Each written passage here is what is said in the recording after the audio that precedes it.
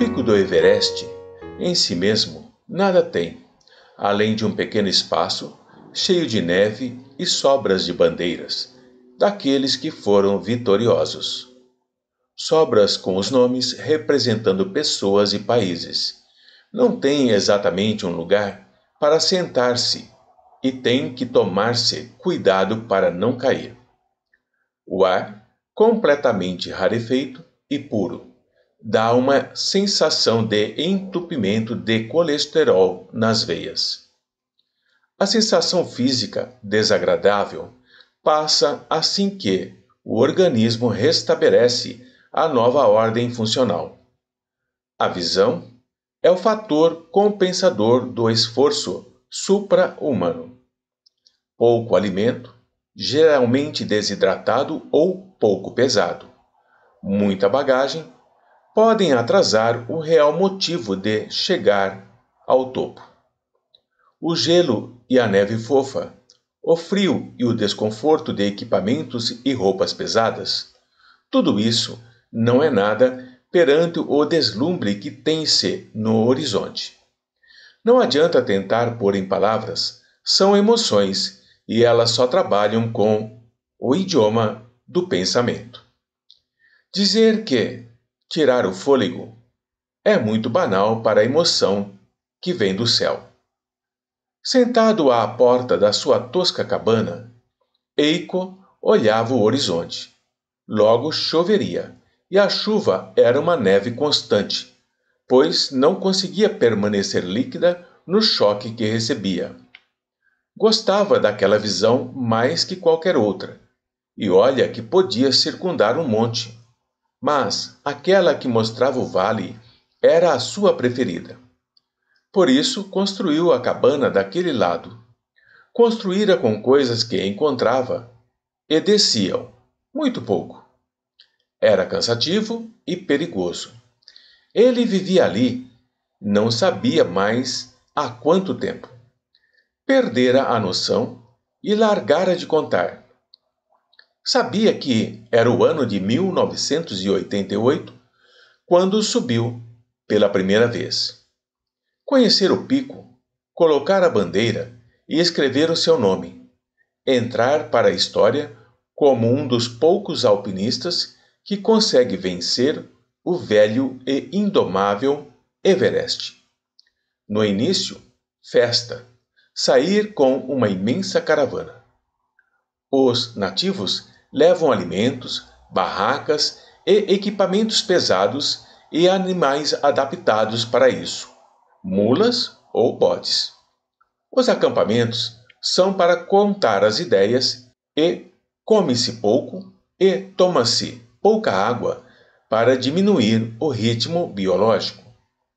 Na última parada, com os caravaneiros, é uma noite de esperança, sonhos e medos. Ali, a comunicação de rádio e socorro, se houver necessidade. A subida depende da responsabilidade e do apoio dos companheiros de subida.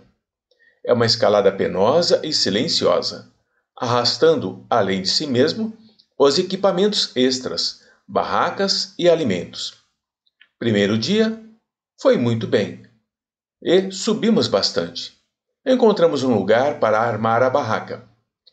Elas ficarão ali, segundo o nosso diário, e guia daqueles que já o fizeram. O último lugar para dormir em barraca.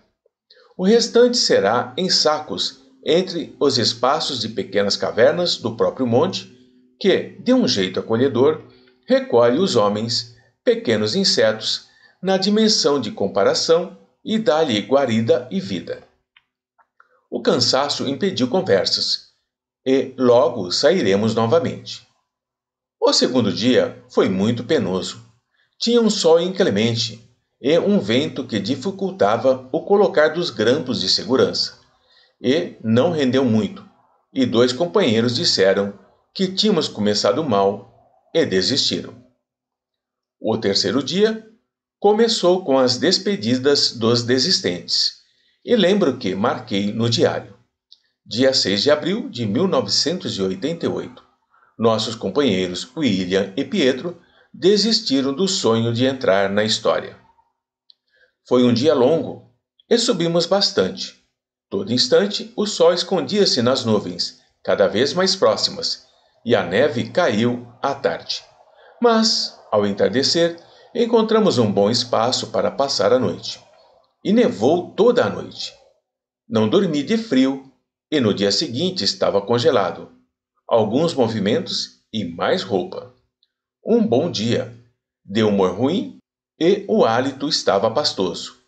Antes de sair, fogareiro, para derreter a neve para uma boa água.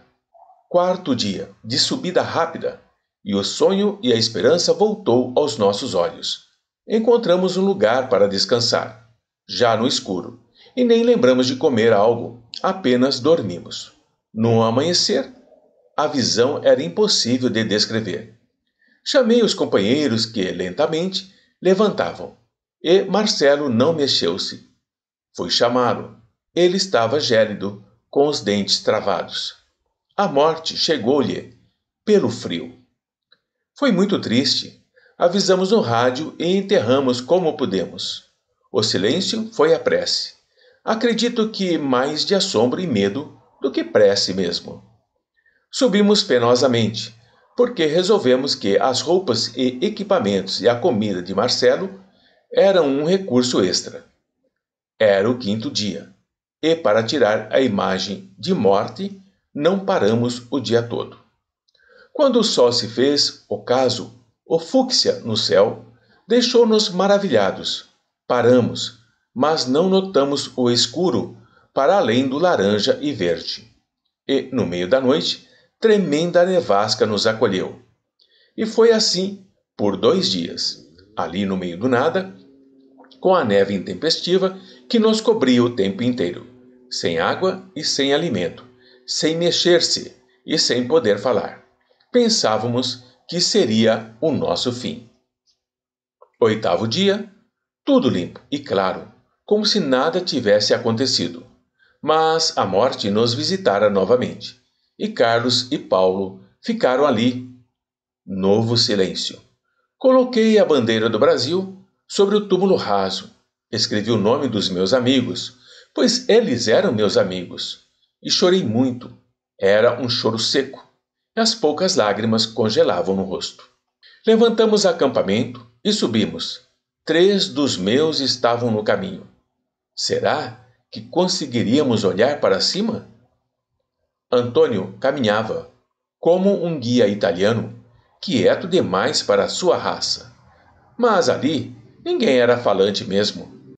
Olhei para baixo e todos subiam com cuidado. Uma bela fila no monte, e notei que o medo era tanto que nem notávamos a beleza. Notei o vôo solitário de um pássaro, provavelmente de rapina, e olhei o vale. Era uma brancura de neve, tão belo, tão emplumado, que era uma beleza pavônica. Parado, olhando em êxtase, nunca vira algo tão belo.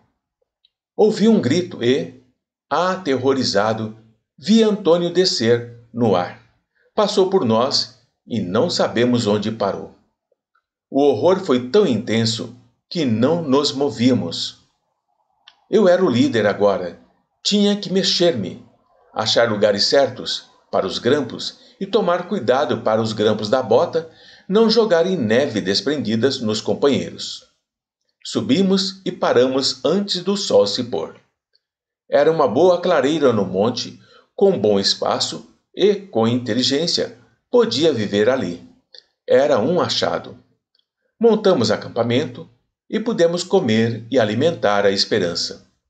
Devido ao ângulo do rochedo, o frio podia ser amenizado, e a fogueira foi montada com gravetos secos e outras tralhas que encontramos de outros alpinistas, com certeza.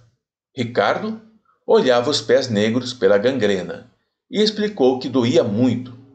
Por isso mesmo, ele voltaria dali no outro dia. Pedro e Manuel resolveram a mesma coisa e esperavam a minha resposta. Disse que continuaria. O 9º dia foi de tristeza. Os companheiros desceram e deixaram o máximo que podiam para mim. Olhei o vale esplêndido e notei que podia dividi-lo com as penas de pavão em leque de real beleza. Fiquei olhando a descida dos amigos e a promessa de que, se encontrasse Antônio, dariam um enterro digno. O lugar era tão acolhedor que resolvi ficar mais um pouco e comecei a recolher as coisas, montar estrutura e anotar no diário. Já estávamos no 13º dia, e então resolvi que subiria ou desceria. Logo, nada teria para comer. No 14º dia, eu subi até a ponta e pensei: nossa, se eles soubessem como estava perto! Coloquei a bandeira e o vermelho do sol nascente ficou imenso, e a minha bandeira, tão linda, e coloquei uma brasileira em homenagem aos meus amigos, o Japão e o Brasil, lado a lado. Fiquei olhando, extasiado. Nada no mundo descrevia aquela paisagem, nada, absolutamente nada, expressa a emoção. As lágrimas chegaram, de felicidade e dor, de vencer e perder, de ter e não possuir. Eu era um item naquele lugar, um item na neve, céu, ar, montanha, vale, imensidão, silêncio absoluto. Abri o espumante. Não havia glória e nem riso, só lágrimas. Tomei todo o espumante e comecei a dançar como um tolo bêbado. Sempre fui fraco para bebidas. Cantava uma canção natal, mas dançava como um índio da TV americana. Ria sozinho e comemorava minha vitória e persistência. E um passo em falso. No ar, fiquei, por 1 milésimo de segundo. No ar e depois a queda. Não tinha asa como os pássaros. O corpo pesado descia. Por ironia, caí na vala onde passara tantos dias, a pensar se subia ou descia. Eu estava quebrado, muito machucado e, com certeza, morto. Ria sozinho e me levantei. Olhei o meu corpo danificado para sempre e pensei: como sou tolo, um tolo para sempre. Chorei a despedida do corpo e fiz de tudo para empurrá-lo montanha abaixo, mas não consegui. Não tinha mais frio, eu podia até tirar toda aquela roupa do corpo físico. Fiquei primeiro nu e descalço, mas com o tempo achei inconveniente. Anotei o dia de minha morte, mas sabia que ninguém saberia, ou poderiam deduzir com o diário para aqueles que chegassem no pico. Optei por sapatilhas e uma roupa confortável, calças largas e camisas também folgadas e bonitas. Descobri que a mente é maravilhosa e o que eu pensava, eu tinha. Assim comecei a subir e a descer do monte, ajudando quem queria subir. Soprava-lhes os lugares mais fáceis. O Everest era todo meu. Conhecia como a palma da mão. Mas esta vala, onde serviu de sepultura para o meu corpo, era o meu predileto. Os primeiros que aqui chegaram, cobriram por caridade e depois olharam as bandeiras rotas, fotografaram e o tempo foi passando. Cada tecnologia e percebi que o tempo passa mais rápido no físico e que o homem evolui, mas meu acampamento ainda era o melhor lugar. Todos param e ficam surpresos com tantas coisas para eles aquecerem e doarem. Respiram melhor para subirem. Eu fico ali, olhando e velando, feliz. Sei que deveria sair e ir para outros lugares. Vários amigos convidam, mas eu desejo ajudar.